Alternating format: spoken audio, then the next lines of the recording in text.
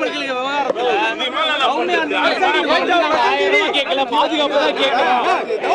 மாநிலத்துல பெண்கள் பாதிக்கப்படும் பொழுது போராடக்கூடிய கண்மொழி ஏன் இந்த பிரச்சனை போராடல அப்படின்னு கேள்வி கேட்கிறேன்.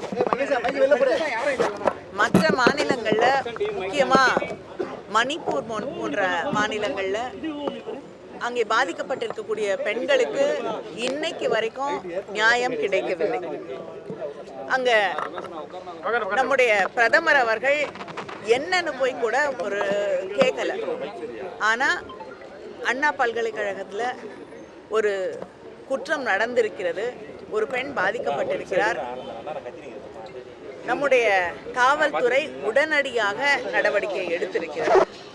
காவல்துறை நடவடிக்கை எடுத்த பிறகு இப்ப கேஸ் வந்து கோர்ட்டுக்கு போய் நீதிமன்றத்துல வழக்கு சரியாக நடத்தப்பட்டு அந்த குற்றவாளிக்கு நியாயமான தண்டனை கிடைப்பதுதான் அந்த பெண்ணுக்கான ஒரு நியாயம் கிடைத்ததாக இருக்கும்.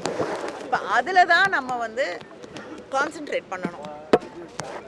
அதுதான் முக்கியம். ஏன்னா கைது செய்யப்பட்டு விட்டது, நடவடிக்கை எடுத்துட்டாங்க.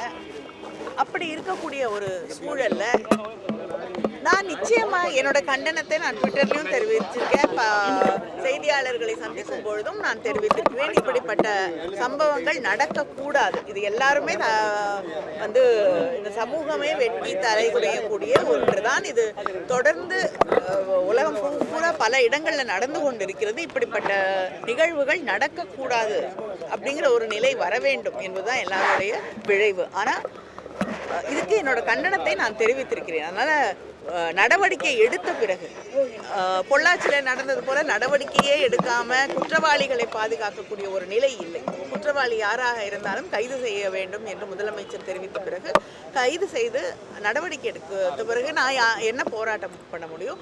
நீதிமன்றம் நியாயமாக தீர்ப்பு வழங்க வேண்டும், அந்த வழக்கு சரியாக நடத்தப்பட வேண்டும் என்பதுதான் கண்காணிக்க.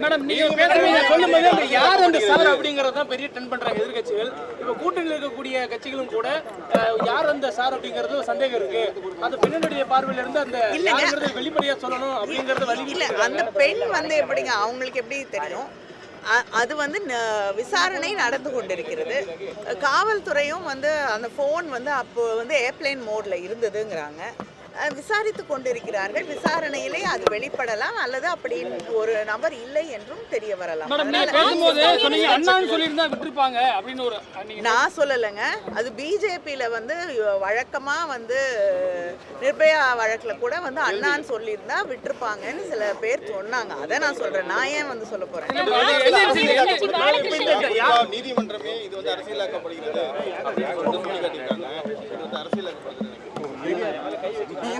நிச்சயமாக அரசியலாக்கப்படுகிறது. நடவடிக்கை எடுத்த பிறகு போராட கூடிய ஒரு சூழல் இருக்கும் பொழுது எதிர்கட்சி அதை கையில் எடுத்துக்கொண்டு அரசியலாக்கத்தான் பார்க்கிறார்கள்.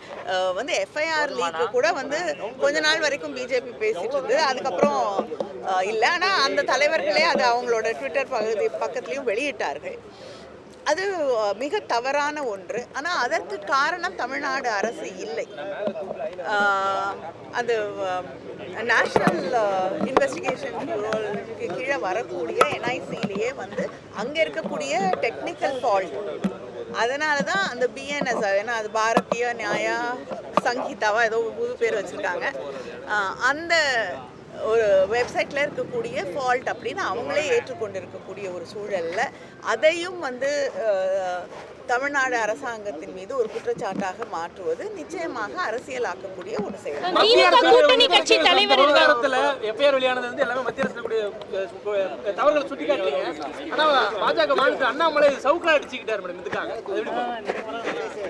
என்னங்க சொல்ல முடியும் அதுக்கு? குஷ்பு வந்து ஆடுகள் அடைக்கக்கூடிய இடத்துல நேற்று மதுரையில் அடிச்சிட்டாங்க அப்படின்னு சொல்றாங்க.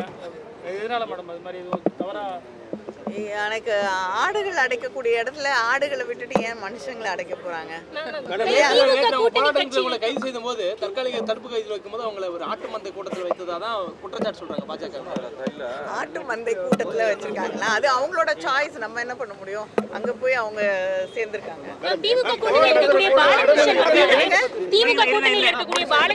அவசர நிலை எழுதப்படாத அவசர நிலை இருக்கா அப்படின்னு சொல்லி கேட்டிருக்கீங்க.